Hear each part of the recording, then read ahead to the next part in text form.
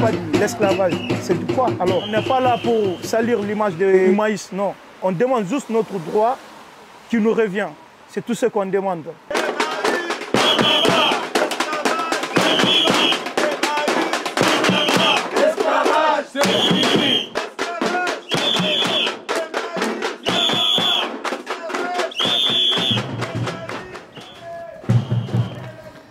C'est de l'esclavage qu'on vit là. On travaille 40 heures par semaine pour gagner 150 € par mois. C'est vraiment catastrophique.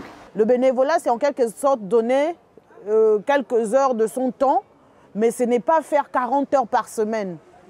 J'ai fait des travaux ici à Emmaüs, des travaux qui méritent 3 à 4 personnes.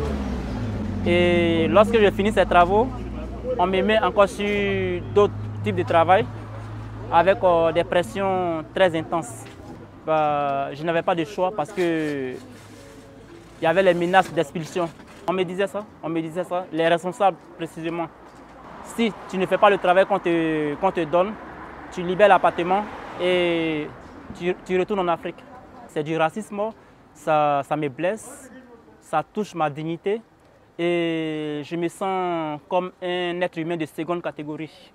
Quand je suis enceinte, je travaille jusqu'à le jour où je vais accoucher. Je travaille jusqu'à le dernier jour. Mon 12e enfant, je travaille jusqu'au soir et la nuit. À 23 h, j'ai pris le bus pour aller à l'hôpital. J'ai accouché le matin. Non, après l'accouchement, il n'y a pas de repos. La quasi-totalité des bénévoles, c'est la promesse qu'ils ont reçue. C'était de travailler durant 3 ans et au sortir de ces 3 ans, ils devraient être régularisés.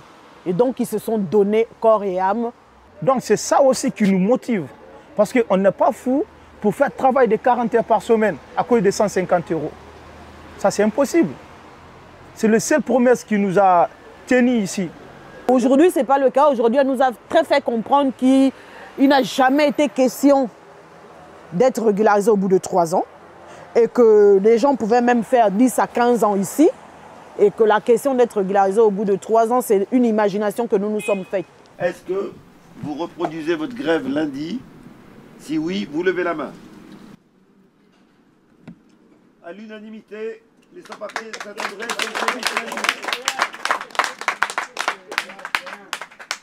À partir d'une promesse mensongère, d'une régularisation au bout de 3 ans, on leur a fait accepter des conditions de travail. Eux se sont dit, ben, on va souffrir 3 ans et après, on pourra construire notre vie.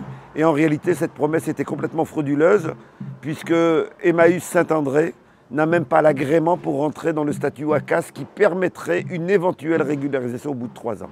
Donc on a une direction qui a volontairement menti sur un statut qu'elle n'a pas pour amener des personnes désespérées à accepter des conditions de travail qui sont quasi esclavagistes.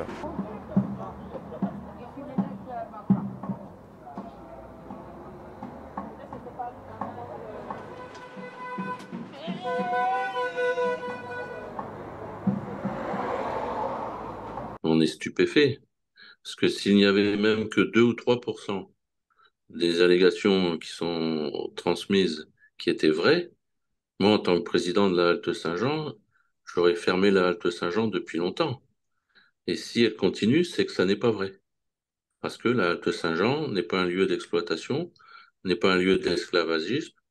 La Halte Saint-Jean est un lieu d'accueil, d'accompagnement des personnes, mais on n'a jamais promis quoi que ce soit, et certainement pas de dire vous venez ici et dans 3 ans, vous serez régularisé.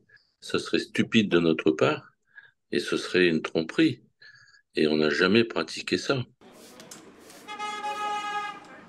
Moi, je ne cherche pas titre de séjour. Je veux que le monde entier connaisse comment on travaille à la hâte. Comment il fait des fausses promesses aux gens qui viennent. Parce que s'il n'y a pas de fausses promesses, je ne pense pas qu'il y a quelqu'un qui va accepter de rester là-bas 10 ans pour faire 8 heures par jour pour 150 € par mois.